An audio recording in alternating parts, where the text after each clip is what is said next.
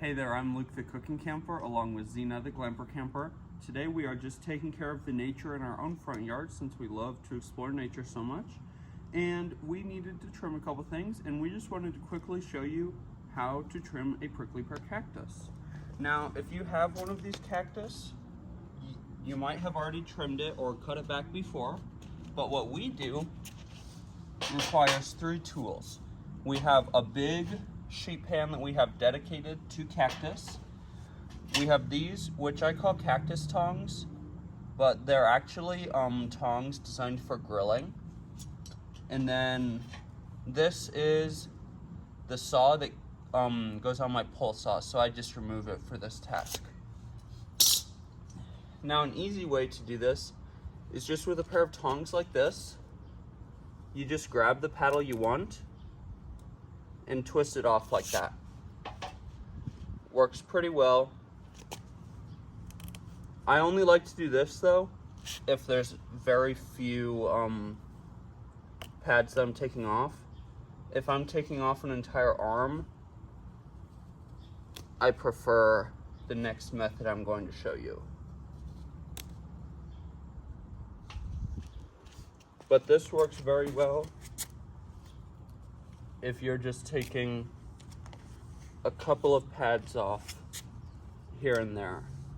A cactus like this, you really don't want close to a walkway or sidewalk like I have it, because these little brown spots are like hundreds of thousands of tiny little needles that are ready to stick into your skin. How exciting.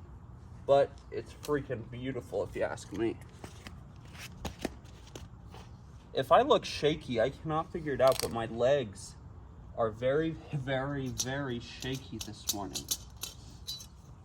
I don't know, I haven't eaten anything yet, but it's only like 9 a.m., but I am very shaky.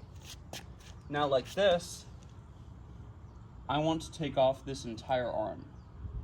So this part and this part. So literally super crazy easy. I'm gonna kind of go at it from your guys' angle just because I think it's gonna fall backwards. But you just reach in to where you want to cut. And all the varieties of prickly pear I have are, this flesh is pretty soft and it makes cutting them very, very easy. So that was a super simple way to get rid of an entire arm. Now, good way to pick them up, take your cactus tongs, go through the thickest part,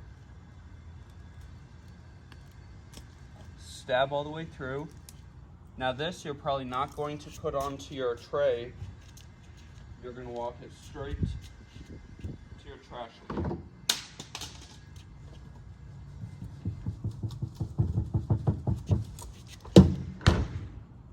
Try not to do this on a super windy day because all of those little needles will fly everywhere. Then you just pick them up and go throw them away.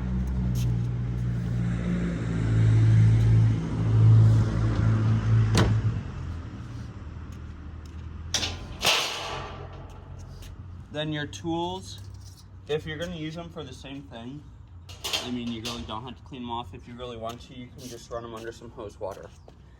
Well, thank you very much for watching this short little video. If you liked it, make sure to give us a big thumbs up, comment down below, and subscribe to our channel. Don't forget to hit that bell so that you see the next time me and Zena upload a new video. Get out and enjoy nature and food as much as we do. Have a great one.